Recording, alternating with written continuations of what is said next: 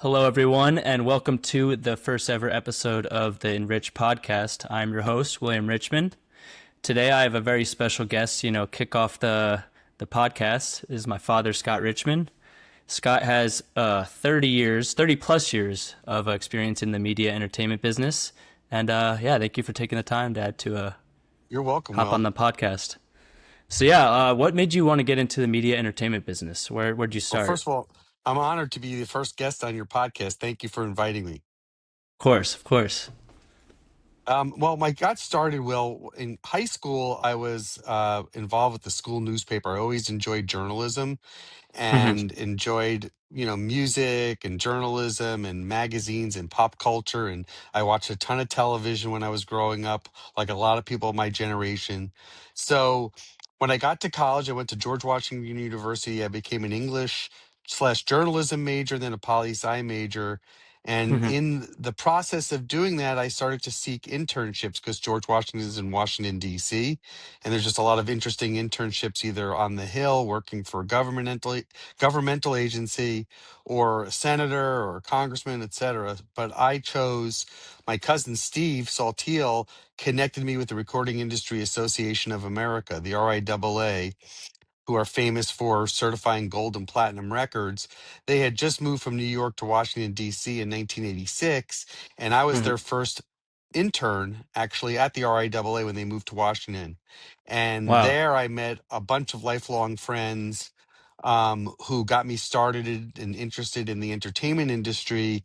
And as an intern in Washington, D.C., a lot of the things that I would do would be public relations oriented, writing speeches for the chairman, working on solicitation letters to different congressmen about different issues like the Digital Copyright Act legislation, um, and things of that nature. And so there I really got my feet wet. And I actually, in that job, was able to attend a lot of different music industry events, including one of the first Rock and Roll Hall of Fame dinners at the Waldorf Astoria, the Grammy Wow. Awards, and just different things like that. So Hmm. I really had a bird's eye view of the entertainment industry that few people my age had. So it was only natural that I pursue a career. Yeah, no, that's amazing. And yeah, so you started out in advertising and PR, kind of like how you were saying with like copywriting and stuff like that. But then you ventured more into the music side with Sony Music, and that also you were also in charge of launching BMG in the New York office, right, the Times Square office. So, Sony owns BMG now, but at the time, Sony was one of the top five music industry or music conglomerates. It was Sony, Warner Brothers, EMI, Polygram, and BMG. I worked for BMG, which was born out of Arista and RCA Records, and I got Gotcha. that job in 1991 in their public relations department. And that was a direct kind of extension from the work I had done in PR in New York for 3 years after I graduated college. But Hmm. also, a very good friend of mine, and Trish Heimers, hired me on as her first hire at BMG in 1991. Gotcha, gotcha. So what was the landscape of the music industry like around that time?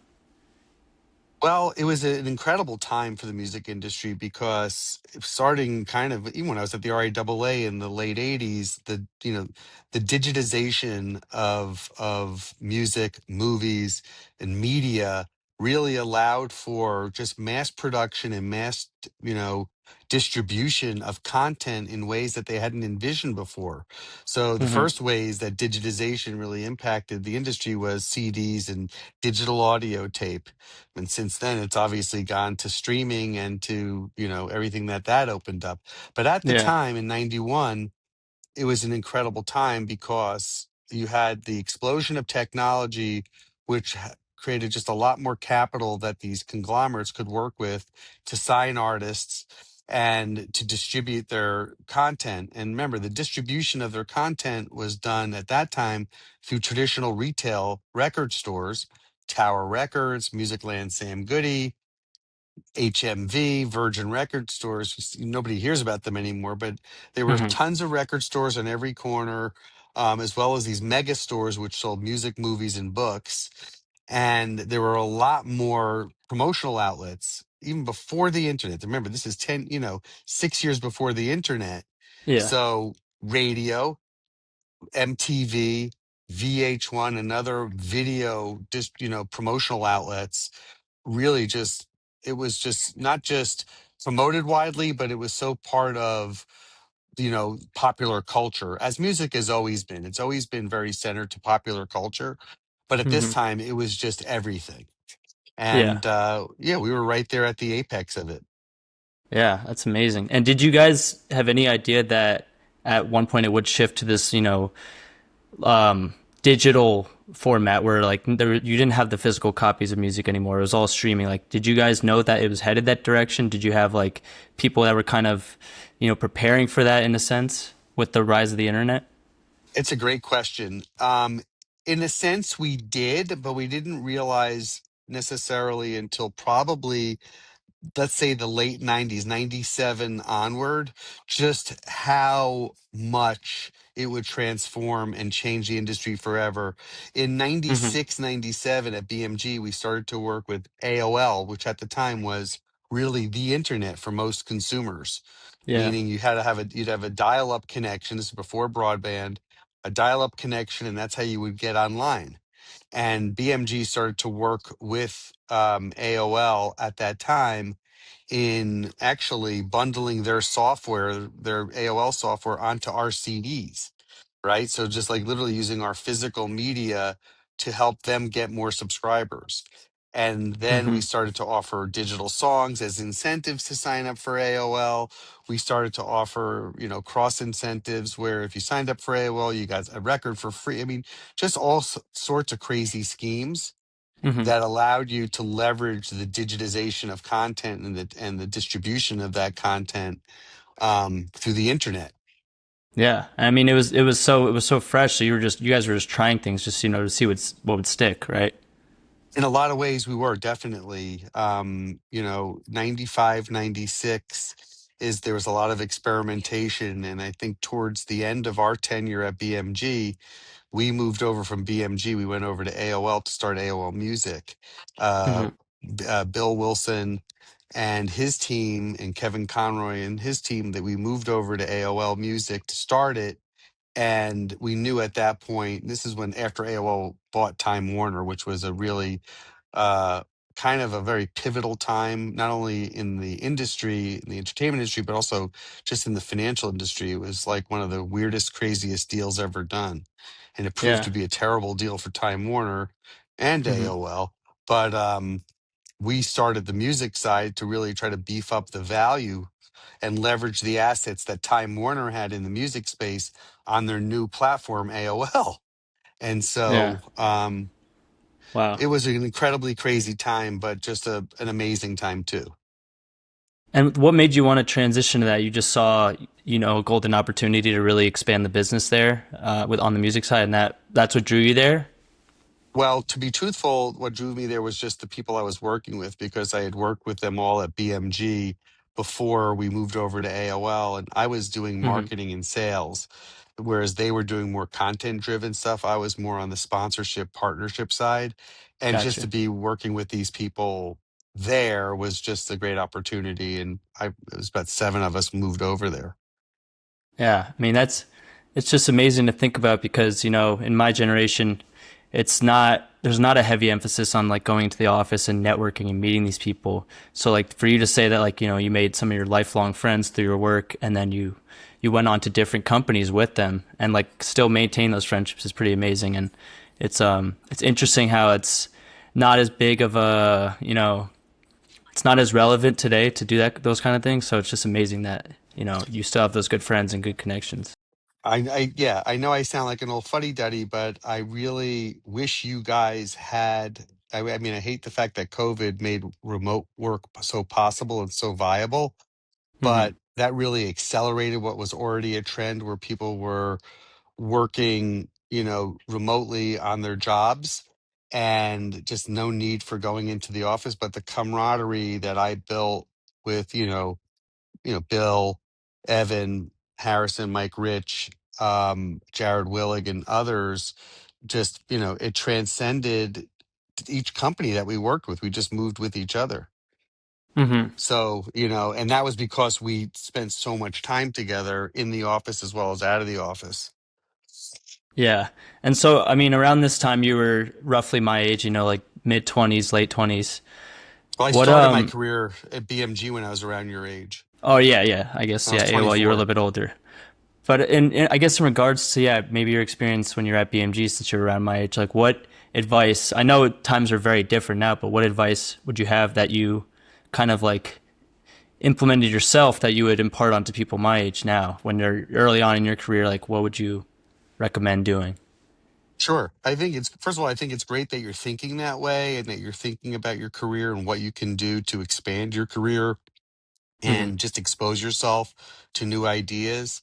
And I think that that is a sign of not just somebody who wants to do better and do well, but also someone who is just open, right? And that's the advice I would give, is just be open to new ideas and new opportunities and avail yourself to those new opportunities, Mm-hmm. because you never know when that new opportunity may spur on a shift in your job, a change in your job, an opportunity to make more money, an opportunity to build an expertise on the company's dime, so to speak, so that you build an area of expertise on behalf of the company, but it's transferable to anything else that you do for, you know, in your career. Mm-hmm. I would say that at BMG and AOL, me and my friends slash colleagues were able to really learn on the company's dime: digital music marketing, partnership marketing, sponsorship, and we were encouraged to learn this stuff, and we carried these skills throughout our career. Yeah. No, that's amazing. And then, yeah, so getting more into like AOL, you met Lou Reed through AOL, is that correct?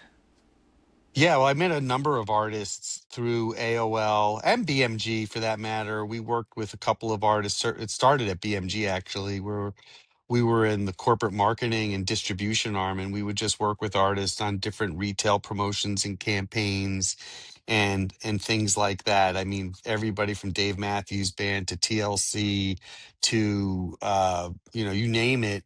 Um, Whitney Houston and others. That was BMG. NSYNC, Britney Spears.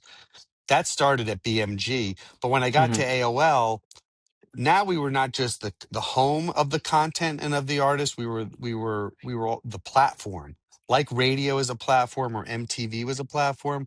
We were this incredibly growing, you know, smart digital growing platform that artists knew they had to tap into to help Yeah. reach our audience, because as the digitization of music continued to proliferate, retail stores kind of started to go away because of obvious reasons. There was no longer a physical product, and streaming and downloads started to become the chief way that people would consume their music. So if you had a promotional platform that was online, you were that much closer to being able to sell the music, sell concert tickets, sell merchandise, right? Yeah. All of those things that you could do online. You would start that journey on AOL, and that is where I met Lou Reed. And I met Mm-hmm. him in 2002. As you know, I'm a huge fan, had been Yeah. since I was 18 years old. And I just happened to find two people that actually introduced me to him at the same time. I met with him in 2002, and from there we hit it off, obviously, because, you know, and you knew him, he was just an incredible Mm-hmm. guy, but also very smart and perceptive, and knew that I was not just there to kind of be a fan, but there to help him, and I could help him, but I was also a kind, smart, loving person that he valued that friendship and that kind of straight honesty. Mm-hmm. And so from that built a lifelong friendship that I'm forever grateful for. Yeah. No, that's amazing. I think there's a lot of people that, if they have the opportunity to meet an idol of theirs, they tend to, fan out too much. But you just got to treat them like, any other human because, it's overwhelming to be treated that way. I feel like a lot of them don't want to be put on this pedestal. They want to be treated just like, your average human. I would say 99.999% of the people that would meet somebody who is their hero would just have a chance encounter and say they had that encounter. It was that 0.001%, like myself, that really was able to say, this is somebody who I really admire and I respect their work, but I Hmm. also have a job I can help. I also have skills and expertise where I could help them. And it never felt like work because I was always helping them. And even to this day, it feels the same way. Even the work I do with Laurie Anderson and the estate Yeah, and just the whole group of people from that life, it never feels like work for me. It always feels it's just something that I'm fortunate enough to be able to do. But and I love doing it, but it is, it's not a job. It's just passion. It's a rare yeah. opportunity, I should say. It's not the norm. Absolutely, yeah, and with that, with working with the estate and Lori, with Lou's passing in 2013, you guys soon after that started authoring a book. You were working with Lori and a couple others to create a book Hmm. around Lou Reed and his love for Tai Chi. Do you want to go a little deeper into that? Sure. It is called The Art of the Straight Line, My Tai Chi by Lou Reed. It was a book that he started in 2008, 2009.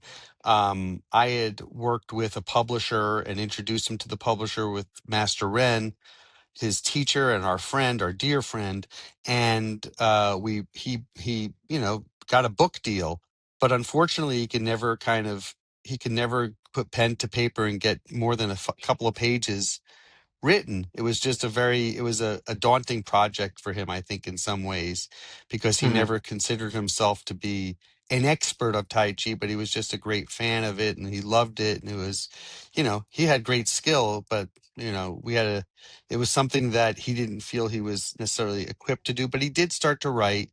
And then when he passed in 2013, myself and Lori and two others, Bob Curry and Steph Berwick, kind of picked up the pieces of his writing, and then just a lot of other information that I had taped, I had videotaped over conversations with the group, the students, and with Lou. Some other of Lou's interviews in magazines and publications and things that he had done for other, DVD projects, and we started to piece this together, and we said, well, we have the framework of an incredible story here, but what we did was we didn't have his voice because he had passed. So we Yeah. supplemented his voice with 80 or so other people who were friends, family, teachers, etc., to lend their voice to this project and tell the story of who Lou was. And in many ways, while the book is The Art of the Straight Line, My Tai Chi, it really is about his life and about his Hmm. journey in Tai Chi meditation, but also becoming a person who was able to resolve his challenges and conflicts and anger with these two disciplines. And it's why to me it's just, there's nothing else like it, and probably nothing else will ever be like it about him. Yeah, no, that's amazing. And the fact that you got 80 people to really like put their minds together to help tell the story. I mean, I'm sure it wasn't easy to compile it all because there's so many different perspectives you're dealing with there, and then also not being able to have Lou to voice his input on it. Having that fraction of what he gave you to work with is it's amazing that you guys were able to compile that and create a story out of it. So Yeah, that's we well awesome. we wanted to make sure that we never ever said, well, Lou would say this or Lou would think this. Like, that was verboten. You couldn't do that because it's not true. We don't know that he would think that way. And we also never delved too far into thinking what his motives were, because again, you don't know what a person's thinking. Yeah. What we did was we assembled the story, and those 80 voices, and it was actually more than that, helped confirm and certain ideas that we had, and they confirmed it. But also, we tried to let Lou's voice talk as much as possible for him, for because it is Absolutely. his book. Hmm. And I think, the only thing I will say is, I hope he would be proud of it. I think he probably, if anything, would be honored that we actually did it and assembled the book. Hmm. Oftentimes people made the mistake of thinking he didn't care what others thought because he was such an iconoclast as an artist and kind of marched to the beat of his own drummer. But in fact, he cared a lot. He almost cared so much that he would put up that guard or that wall to kind of protect himself because he was so deeply connected to his art and to the things he loved. Yeah. And so that gruff exterior or that angry exterior that a lot of people will point to really was reserved for people that didn't do their homework, didn't appreciate the art the way he did. Hmm. And at the end of the day, uh, there's a body of work that we put together that I think stands on its own. But there are a whole litany of articles and books written about him that really only focus on one aspect of who the personality was, Yeah. and they miss it. I hate to say it, but they miss it, and that's it. It's too bad because it actually is a beautiful story if you kind of can get to it. Absolutely. Well, and I also feel like, in knowing him pretty well, like having formulating that great friendship with him, you have a greater grasp on like what he would want like told, as opposed to these other authors that are, are grabbing this information that they've gotten from, secondary sources or whatever and just putting it into their own So story. perceptive, Will. That's exactly correct. We let his voice kind of be our guide, and that Hmm. was the key. That we held to that idea. And it was his voice. I mean, it was on audio, it was on video. It wasn't like through an intermediary, like a media outlet per se, or a journalist. While there Yeah. was some of that, 90% of it was either through Lou's own words or though, stories of his friends and family who knew him best. Yeah. Well, yeah. Also, kind of on this subject in a way, you dipped your feet also into film production, working on 3 volumes of The Blacklist. Do you want to give the viewers a little insight onto what that was all about? Sure. So in 2003, I started to do work with Timothy Greenfield Sanders, who's a photographer and a director, on a project he had called Thinking Triple X, which interestingly enough was a multimedia project that was literally filming porn stars. And he would film them, they would call them, he would film one photo of them was completely naked and nude in their, how they presented themselves through their work, and the other Hmm. was clothed, and each of them told their story about who they were and how they got into that industry.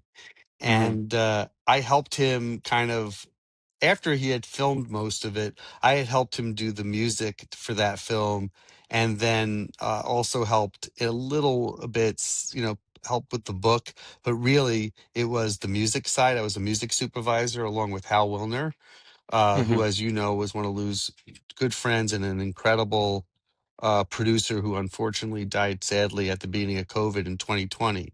Hmm. But anyway, in working with Timothy and working with, the different publishing groups, Random House, HBO, and different music groups, we started to expand projects, and we started the Blacklist volumes 1, 2, and 3, starting in Hmm. 2007 with my college friend Michael Sloan and his brother-in-law, my friend Chris McKee, and some others, Kane Brown and Tommy Walker, and we created a film right at the about interviewing African American politicians, musicians, comedians, etc., and just having them tell their story very first person, looking right into the camera, Errol, what they call Errol Morris style, which is there's no intermediary, it's just them in the camera, there's no interviewer off to the side, Hmm. or it doesn't appear to be an interviewer off to the side. So you felt like you were talking and listening directly from that person. Anyway, it happened to be done at a time when we were about to elect our first African American president, Barack Obama. Hmm. So it was, just a time where everything kind of met at this amazing time in popular, culture and news and entertainment. And HBO was our partner. We took it to Sundance, and we built a multimedia platform, and it was very gratifying work. Oh, yeah, that's amazing. And it won an award, right? In 2009?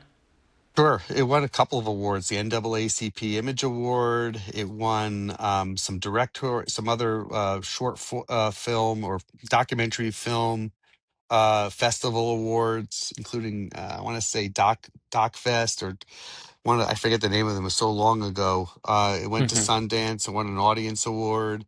Um, it was just, and that's not what necessarily why you do it. You do it because you believe in in the work, Yeah. and we really enjoyed the work. We thought the stories were very personal. And for someone Hmm. like myself that wasn't as familiar with a lot of the subjects that we talked to, it was a very good learning experience. And Absolutely. I heard from a lot of people way back from high school and grade school who saw that I was associated with that project, saying how much they enjoyed it, and they were surprised to learn that I was involved with it or others were involved with it. And I was like, I know we kind of hit upon something here, and it was just very gratifying. Yeah, no, of course. I think, there was a uniqueness to it with that Errol Morris interview style that you were talking about. And it was just very personable. And I think people appreciate that kind of stuff, especially, talking about certain, like, very deep subjects like that. Yeah, well, it was you're talking about folks who have different points of view, who have different upbringings and cultural points of view, Hmm. that people will make assumptions that they know that it's this way or it's that way. Well, it's not. Everybody has a unique story. Everybody has a unique kind of unique influences. Not Yeah. everybody thinks and believes the same way, which is actually a cautionary, a lesson to be learned for where we are now politically, which is don't make the mistake of thinking that because this person is African American or this person is Latino or Latinx or this person is this, that Hmm. this is how they believe politically and socially. You have to Yeah, talk to everybody and understand where they're coming from and what informs their beliefs. And definitely. we used to say it's not monolithic.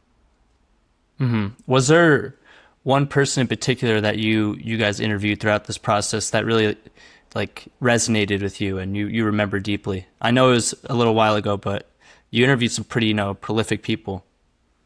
Um, you know, I'll be honest with you. We interviewed Kareem Abdul-Jabbar, and I thought that was an incredible experience. Just because I think for me, especially, I knew that he was a deep thinker and that he was somebody who was very socially conscious, and you know, definitely was somebody who didn't necessarily follow, made decisions that were not necessarily always in service of his own fortunes, but really what he believed. Hmm. And I learned a lot about him through his telling of his story through the movie. Um, Yeah. I would also tell you that Dawn Staley was one of my favorites. I don't want to sound like it's just the athletes, but didn't know about her. The South Carolina coach, um, and her stories were incredible. Yeah. And and you and I both value who she was. We were excited that she may be interviewing for the head coaching job of the New York Knicks this Yeah. past summer. But I loved her story. Um, I don't know. We did over. I think I want to say we told over 65, 70 stories over 3 volumes. So Wow. yeah, it was pretty Yeah. cool. Yeah, no, I mean, and I think a lot of people, or there's certain people that have this notion that athletes aren't very multifaceted. It's just that particular sport for them. But there's a lot of really outspoken, highly intelligent athletes that did very well academically and are out there in the communities giving back. So I think it's amazing that you could highlight that through a film Yeah, like that. two others that I think were also Chris Rock's was a great story. Chris Rock, I've seen him tell the story several times since then. It was probably very, Hmm. but it was just felt very, I felt like I was exposed to something in that story that I didn't know about, just how hard, the work he did to get to where he was. I mean, he's still probably one of the top three comedians of all time, Yeah. in terms of what he does. And that was a great story. And then Vernon Jordan was a great story, politician. It was Hmm. just, it's now coming back to me. Thanks for reminding me. It's great. Yeah. Well, no, yeah, you had so many, you had such varying perspectives. Politicians, athletes, musicians, just all kind of people, and it really makes for a very well-rounded piece of work. Definitely. And then, yeah, with mentioning Dawn Staley and the Knicks, I feel like this is a good segue to then get into your 6 to 7 years you did at the Garden Six and in a half years at 2007. Madison Square Garden. Yeah. actually 6 in probably 3 months at Madison Square Garden. One of the best jobs I ever had, just because I grew up going to the Garden. I think I Hmm. told you the stories that Uncle Michael and Charlie and I would literally, our parents would put us on the train when we were 12 years old to get on the train from Metuchen, New Jersey into the Garden to meet Michael's dad, Jerry, to go to a Knicks or a Ranger game. So I was going there when I was a little kid. Yeah, I mean, I think the first time I went there when I was 10 to see wrestling with cousin Steve. that's amazing. And so to get a job there felt like it was like a dream come true. And to be Hmm. able to work with the buildings and the teams and the athletes and the networks, because I did digital, I started their digital division, was everything for me. It was just really like the culmination of 20 years of working in things that I loved, Yeah, and now here it was coming together in one job. So that was really very gratifying, yeah, and and I to mean be able that to was share with you and your brothers and mom was also yeah. very gratifying. Oh, I mean, yeah, just being the 7, 8 year old kid getting to meet players sometimes, at those events and just going to games. It was amazing, and like I can imagine how you felt being right there, like working right next to the Garden, being able to go to games after work. It's just it almost doesn't even feel like work because you're so deeply connected with those franchises. Will, I tell this story that my office was on the fourth floor of Madison Square Garden, and on the fifth floor was the arena floor. So I would walk up the ramp, which the ramp was put in there for the elephants for the Barnum and Bailey Circus. Hmm. So I would walk up the ramp, and literally you could hear nothing in my office. You walk up one floor, Jay-Z could be in concert, or Yeah, Justin Bieber could be in concert, or there's a Knick game or a hockey game going, and it was like magic. yeah, that's amazing. Is there a part of you that wishes you were there right now with how good the franchises are doing, specifically the Knicks? You know, there is an argument to be made. I enjoy being a fan, I think, and could be more unfettered in my excitement and my, I don't know, my showing of, or my demonstration of fandom and my criticism of the Hmm. teams now, and just being able to freely enjoy this, the good, the bad, and the ugly, versus when you work there, you know, being critical. You weren't critical because it was your product. I hate to break it down to that level, but we all worked on behalf of a team and a network and an event that we wanted it to do well, right? So for us to Yeah, speak ill of the product would be not reflect well on us, but also would be not be good for business. So, yeah, we would sometimes have to stand up a house that maybe wasn't ready to be put in front of people, but we did it because this was in service of the business. So yeah. we didn't always front the best teams, and went through some really tough years.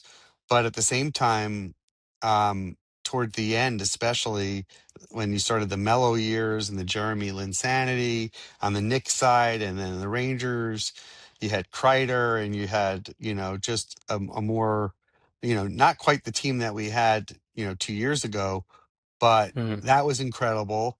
And on the music side, I would say I saw some incredible things happen firsthand, Yeah. that I don't think I ever would have seen elsewhere. Which is, it's kind of been the thing of my career, is being able to be in these interesting places. So Hmm. um, Yeah, and I that's why I mean, always say, put yourself out there. yeah, absolutely. And we're frequent consumers of the digital content that they're posting. But you were there like at a very opportune time. You were there right at the rise of Instagram, Facebook. So there was just such like there was Twitter. so much curiosity around this, and like there was such a large growth potential with that. And how was that like navigating that such a newfound way of consuming content? I think, and it's such a great question, because if you think back to early on in the career, as I was telling you, learning on behalf of a company, and the company putting trust in you to learn new things, Hmm. it was, I found myself in a familiar territory where just wanting to try new things and do new things and feeling the the confidence and the support from the people I worked with to be able to try things. Like some of the first apps for iOS and Android we were building at the Garden because Jim Dolan, especially Jim Dolan, is just such a believer in technology that he would support those things. Yeah. So I always felt like we had that great support to try new things. And Hmm. some of them, in many ways, and I think I had mentioned this to you. I had sent Jim Dolan a letter a couple of months ago after he appeared on the Roommates podcast with Jayla Brunson and with Josh, Hmm. because I thought he was very open. But we talked a little. I said, I'm so proud to see what you did with the sphere, because the kernels or the seeds of that idea were really born when I was working with him at the Garden, when he wanted everybody to be able to, use their phone to program what happened on the center hung in the stadium or in the Yeah. arena, or, just having that two-way dialogue. And he had some really ambitious ideas that weren't technologically available at the time. But, Hmm. that's what the sphere really is really an amalgam of all of those ideas in one space. Yeah. So, yeah, I would say, again, being fortunate enough to work with the right people at the right time. Yeah, no, and he truly is a visionary. Like I think when we were there recently for Dead and Co, I like talked to Uncle Sledge about that. I was like, this is amazing what Dolan's created. You know, like this immersive experience where you feel like you're, in the clouds, like because it's 270-degree views of these amazing landscapes. That's powered by so much technology. Like he really knew what he was doing with this, and it's interesting to hear that the seeds of this idea were being developed while you were still there. Absolutely. I agree with And then so with your review of the event, because that event was crazy. Just yeah, watching it every time we saw something there at the Sphere, it's crazy. it was mesmerizing. It's mesmerizing. And then now, with you being in Montana, you're now working in radio, managing radio stations out in Missoula, Montana. What what was that like? Making that transition. Always living on the East Coast and taking a leap of faith. Trying something new out in Montana. Very, almost a best kept secret place in a way, but starting to really expand.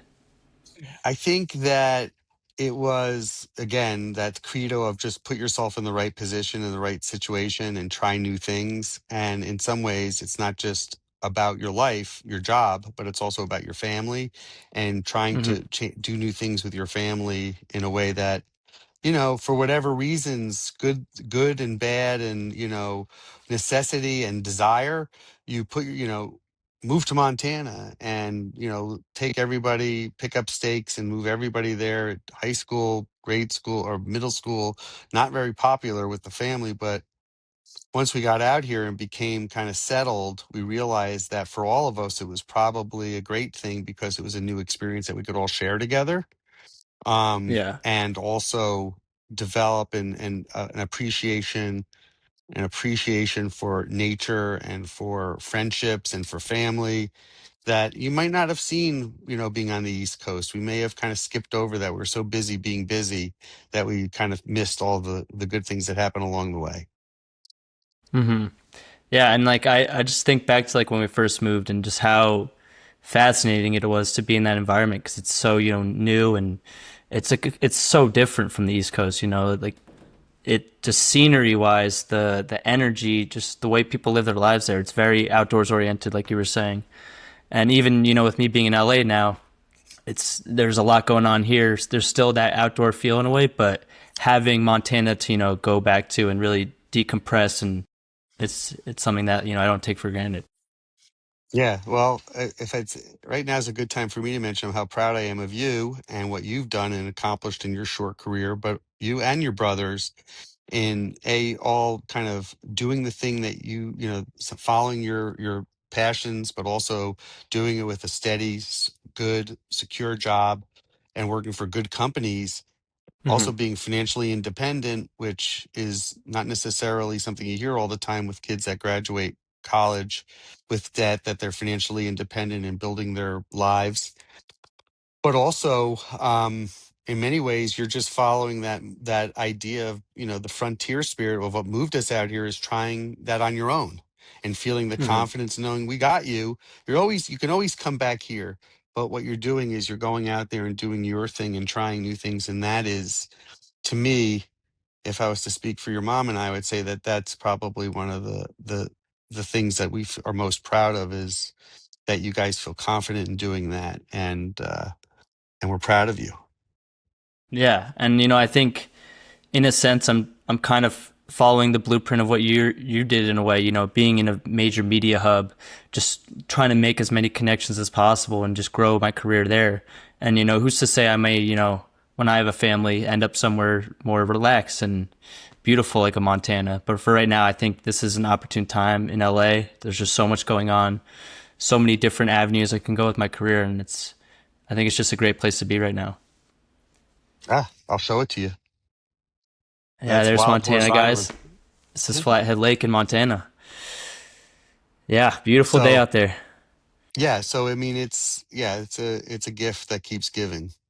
So, Hmm. but I'm, yeah, really proud of you guys, and yeah, you're right. You're following your interests, but also doing it in a major market and major company, and you can't go wrong doing that. There's no wrong decision. Yeah, definitely. And just kind of looking across the span of your career, you've worked in radio, working in music, television. What sector or like what industry did you find, the most rewarding and the most fulfilling? Or are they all God, kind of that's equally fulfilling? I would say, I mean, my current job is fulfilling in the sense of I'm working, I've had to, when I came out here, I was, at 11 on the 1 to 10 scale in terms of volume. Uh, and here it was a little more subdued and a little more relaxed.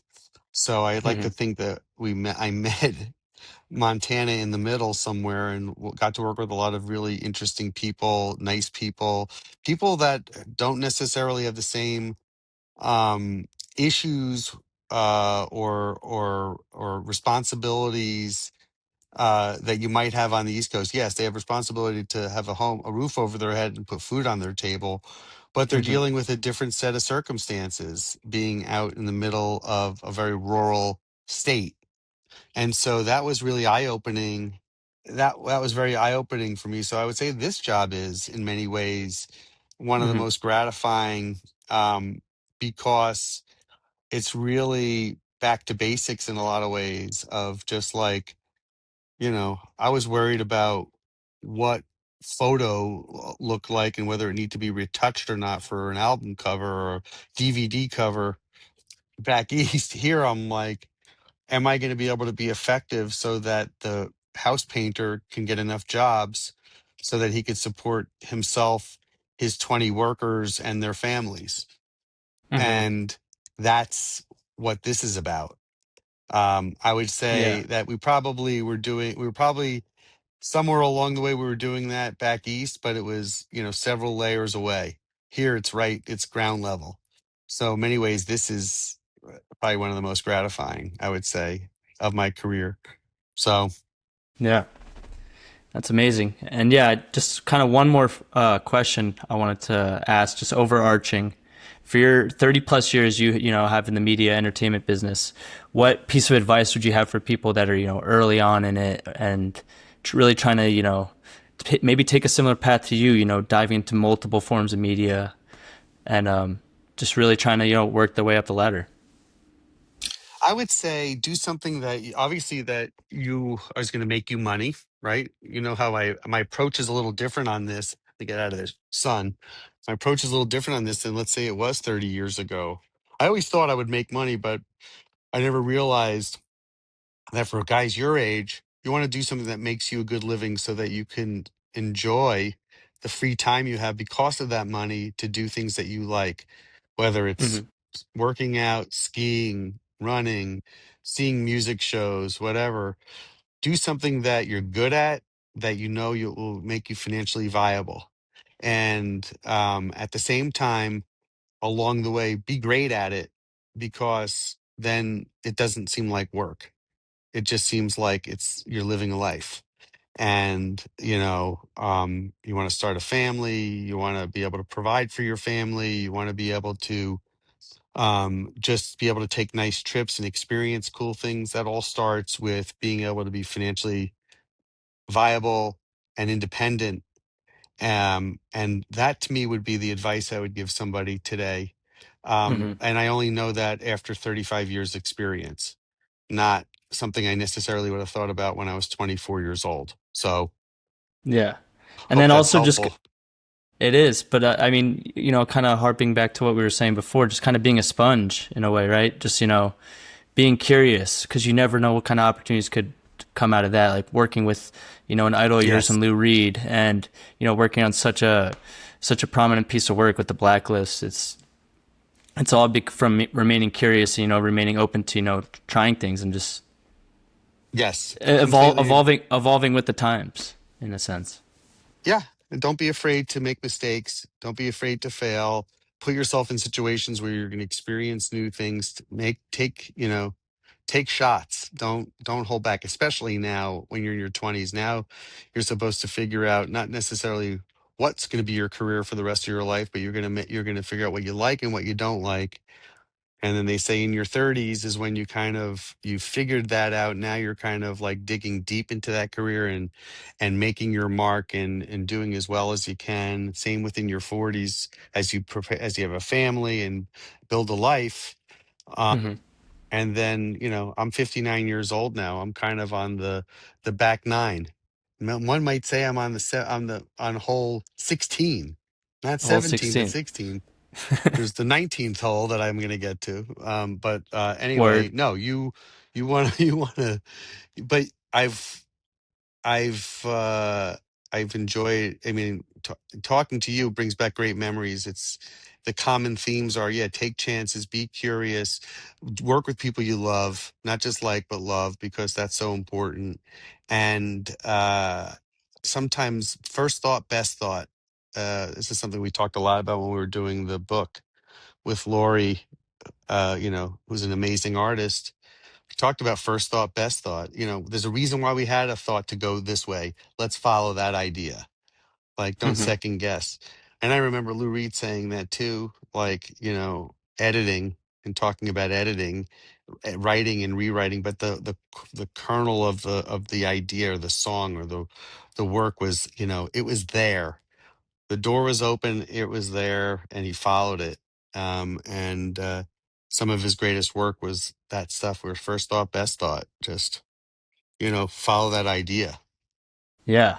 No, and like I really, like how this interview turned out because obviously this is the first episode, and this was kind of what I wanted to encapsulate. I wanted to get people, in your generation to, really show me what, your steps were to get to where you are, to kind of, impart or like to influence my generation to, go after what they want to go after because you never know what opportunities could arise over time as you just keep working at it. Very much so. So yeah, no, I appreciate I you taking the time to meet with me, It's been Scott, my I father. loved it. I love you, Will. I'm so proud to call me for me to be your dad. How's that? For me to be There we your go. father. That's a great title. You can have great job titles. This is the best titles, being your father. And I'm so proud of you and love the fact that you're doing this. I think you're going to really enjoy it, and some unexpected fun things are going to come out of it, I'm sure. Yeah, and just acquiring knowledge. I think that's what it comes down to for my viewers to acquire knowledge and for me to also acquire knowledge from people who have that experience. Is what I'm after. Exactly. Yes. But either way, it is so hot here right now. Yeah, It doesn't go help that I enjoy have the. a hat on. Yeah, I don't know why you do that, but I don't that's a either. It's because that's I'm a you bald. decision. I got it. It Got it. really is. I've been bald for 35 years, so this is just part and parcel to what's going on. I hope you have your father-in-law, my father-in-law's hair. He had his hair. Yeah, So they that would say be it follows nice. your mother's side. Fingers crossed. Fingers Fingers crossed. crossed. All right, thumbs up for your boys. Some I'm shouting out Knicks Fan TV. I'm sure a lot of you guys aren't in tune with Knicks Fan TV, but it's a great podcast. Would highly recommend checking it out if you're a Knicks the fan. franchise. Yeah, he's a big inspiration for why I wanted to do something like this. So shout out Well, CP. I shout out to CP. We love you, and let's go Knicks. Let's have a great year. Let's go Giants. Big Blue. Yeah. All right, love you, Uh, Dad. Thank you for love hopping you on. too, Will. All right. All right, Bye. bye. If perfect is as perfect as, then I'll never say no to anything or anyone. If perfect is as perfect as, let this valley take me